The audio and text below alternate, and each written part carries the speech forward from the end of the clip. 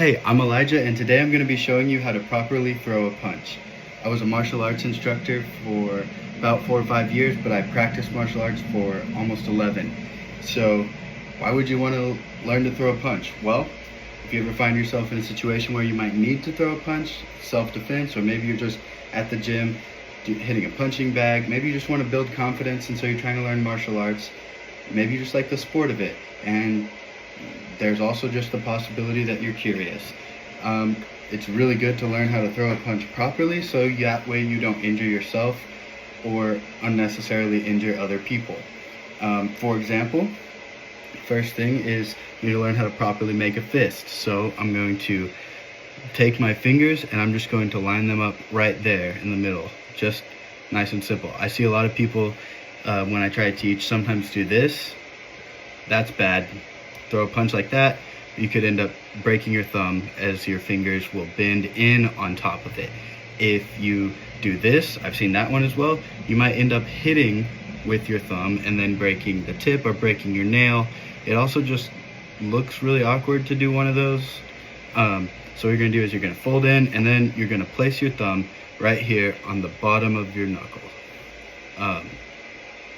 So that way, when you punch, your thumb is nice and out of the way. And it also holds and supports your fingers as you do that, to keep your fist from opening up. Then what you're gonna do is you're going to line up your wrist with your forearm right here.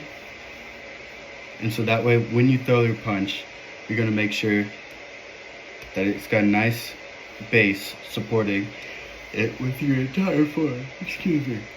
So what you're going to want to do is you're going to want to hit and aim towards the center of your body. I know it looks a little weird from this angle, but if, say, you take a fighting stance, maybe you're boxing, you're going to aim towards the center of your body. It's hard to see from this perspective. There we go, that's a little better. And you're going to want to try to hit with these two knuckles, primarily this one right here. So you're not trying to hit necessarily with the whole flat part of your fist, you're just trying to hit right there. Then you're in your fighting stance. If you're throwing a jab, that means with your front hand, you're going to turn this hip as you pull out like that. So from the side, that looks like this. And so you want to boom, boom. And then from this side, if you're throwing a cross, which is the backhand, you're going to turn this hip forward. And it's hard to see right now, but what I'm doing with my foot right here is I'm turning it like that as I move. So that boom, it's like what we used to call squashing the bug. So what I'm gonna do is jab, boom, and I'm aiming center line of my body. It's hard to tell from this angle because the camera's lower than me, but I'm boom. So in the center, not too far over here, not too far over here. If I hit on this side of the fist, boom, it could end up snapping my wrist like that. If I hit on this side too much, it could end up snapping it like that. Same for top and bottom, you don't want that. So you want to make sure you're very strong and supported and hitting right on those two knuckles. Boom. Okay? And then with the cross, turning this way, we're just going to boom. Center of my body, right again. It's hard to see. So jab, throw out, cross. So in simple steps, it's boom, boom.